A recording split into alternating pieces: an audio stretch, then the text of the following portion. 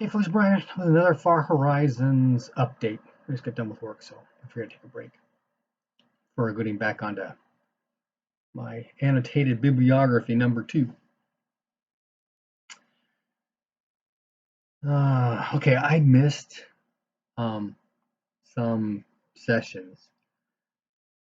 So we'd gotten the mission to go and try and find out what was going on with, well, try and track down this lost Corellian cruiser. And I believe we end up misjumping, so we don't know where we are, and then we get into a firefight, starship combat, take some damage from that, um, and we end up in a system where there's this guy, a human with an android, and he is working for the Corellians in whatever sector it is we are in. And he was waiting for a group of mercenaries and task them with this mission on this planet. So we pretend to be these mercenaries, and what they want us to do is to go down the planet and do some research, find out where the people learned the word communism and where people learned to speak English.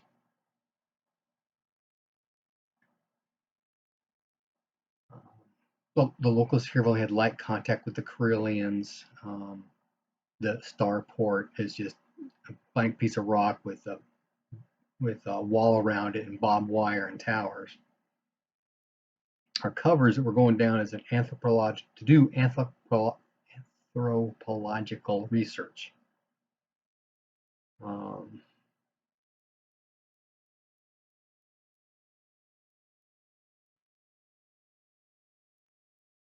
I guess that's enough lead-in.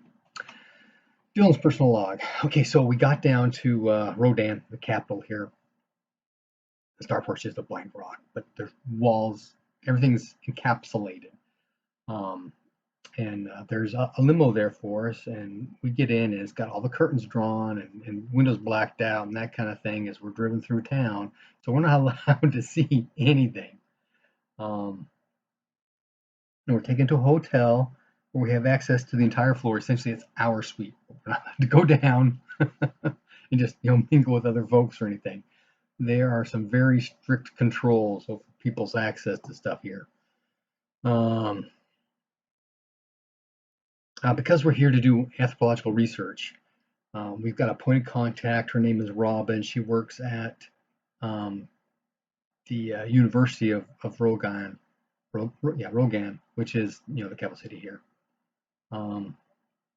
And there's a natural history museum, which we've been going to, and then of course talking with her. And then we've got some set up workstations at the university campus. Apparently about 350 years ago, there's this great shaking, and apparently that's tied to some prophecy about a tumultuous time that would then lead to this golden age from being exploited by the ruling class. So everybody's greatly benefiting from the body politic, and apparently that's the government, the current government's version of what happened. The Great Shaking was the Great Disturbance, and now we're in the Golden Age. And we're the People's Republic of Rogan or whatever, and this is the Golden Age.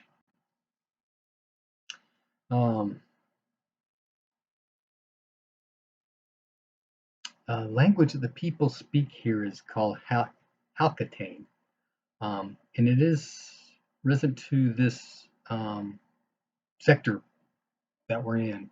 When we first jumped in, we were tapping language transmissions and made some tapes, and so we've all learned a little bit of Halkatane to get by. But most people on this planet don't speak Halkatane. Robin does. The government officials, some of them do. but there's another language that's local here.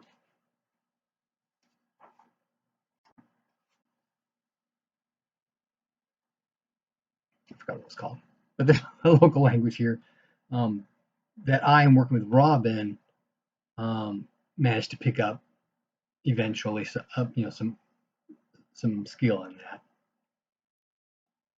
Anyway, there's a guy, Comrade Cario, who's the first premier. Apparently, he's not native. And we actually had a chance to see his exhibit at the Natural History Museum.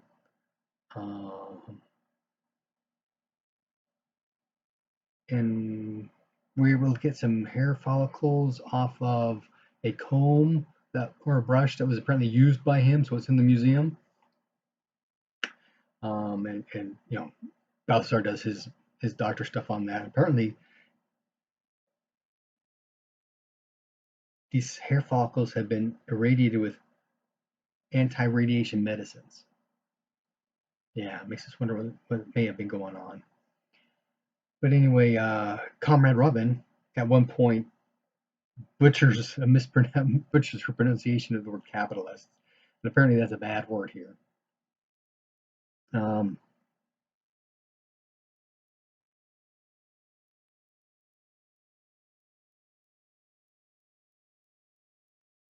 We're able to test some blood from the local Roshiani people, and it is also irradiated.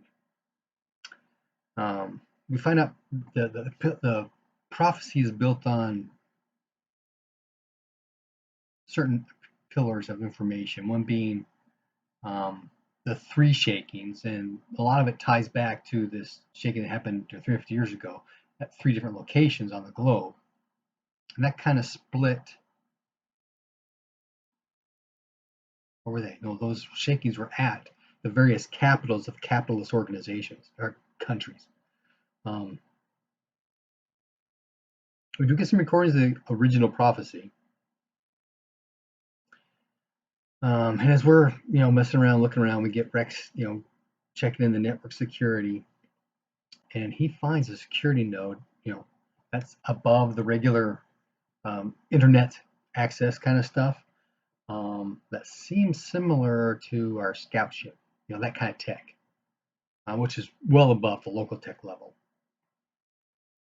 And as he's messing around, he notices that there's some kind of system up there that's watching everything. And his access is noted, so he punches out. One night, Robin's going to go to a pub. Balthazar and I go with her. And I think everybody else stayed here so we could take Robin and get her out of the way so they can do some of their own snooping and pooping, I think they called it. Anyway, Robin takes to his pub. There's a guy, Frank, there, another lady, Joanne, and Martha, who's Frank's wife. Joanne's a scientist, and Frank is a medical doctor. But they're drinking fairly heavily, actually. And I'm not, Balthazar's not really drinking that much either. And we kind of noticed that there are a couple of guys that seem to be, watching us. They've got that military bearing, shorter haircuts, that kind of thing. And so we kind of think it's some kind of FBI. Balthazar suggests buying these guys some drinks.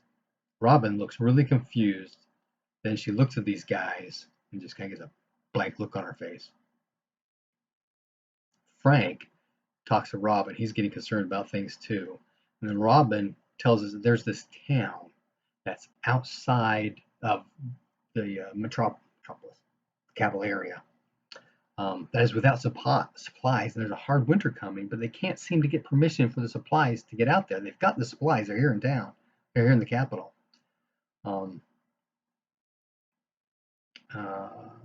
Bureaucracy, that kind of thing happens. And Balthazar offers for us to go ahead and make a field trip and run this stuff out there, and she says that would be wonderful. Also during this time, Balthazar is doing the leaky ring thingy on Robin, and she's what we term receptive. So we set up a rendezvous. We're supposed to be at a warehouse at a certain time. And as we're going there is an explosion at this place. So we end up having to stop because debris and everything all over the place. And then there's sirens and all kinds of, so we, police stuff coming, so we just gotta scootle out of there.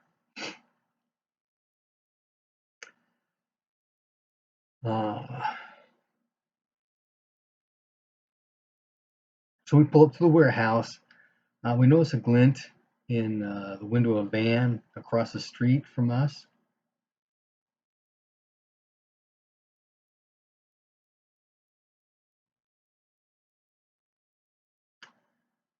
And we pull up to the warehouse. We don't speak the local language.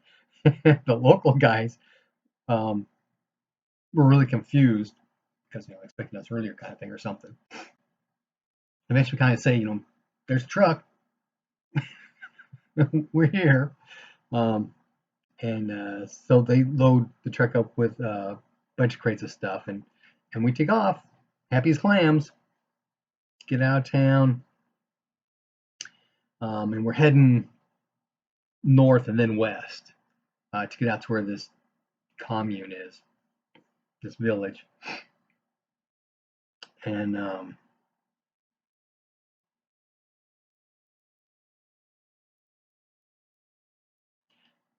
as we go out, we get pulled over by a couple police cars. We've got these diplomatic visas, but they don't have any pictures on them, and we can't read it. So I'm driving because I'm the one who can really drive well. And so the cops pull us over, bring me out, show them my thing, and we go around back, and I'm just kind of, what can I do? They go back and make some calls, and apparently they told us to go because he looks really upset because he's got my thing and tells me to go. So we take off. We get further out there. There's like a gas station kind of place before we have to actually pull off the main road. And we get to the commune.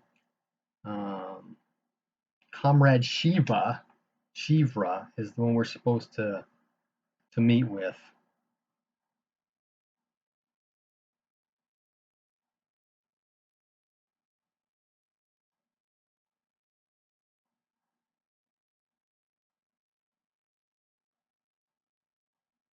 And we're supposed to tell her that the prophet, Taqui? Yeah, Taqui, is in great danger from the government. I mean, Governor Rogan. And while we're out there not talking with her, because as soon as we pull up,